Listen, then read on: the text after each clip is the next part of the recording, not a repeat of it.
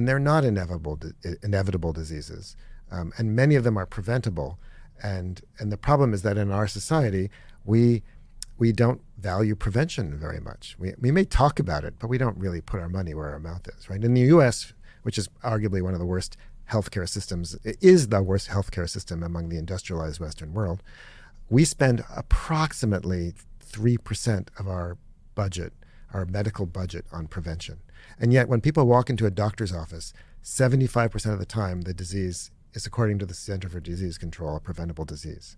So we essentially spend nothing to prevent diseases that overwhelm our system and cause enormous amounts of misery. It's a completely backward, stupid system.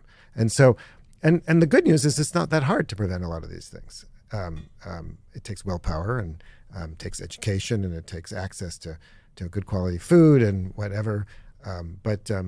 So in the one sense, it's very depressing. On the other hand, the optimist in me says, we really can do something.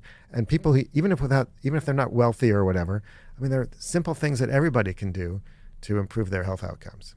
These diseases we encounter today as we age, and just generally in our society, when you look at hunter-gatherer communities, or you look at certain tribes around the world, and maybe in Africa, do you see the same types of diseases in the same level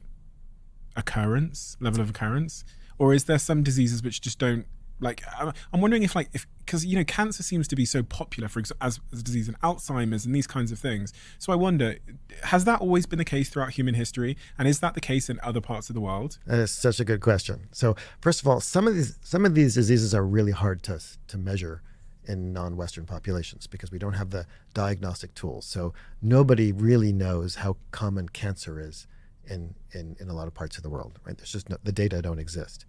That said, when you make estimates and you do look at the studies that are out there, and even if you look in historical records in places like Europe where people have been keeping track of this, there is no question that cancer rates have been rising and that cancer rates are much, much more common in the Western world. There's a strong association between cancer and wealth.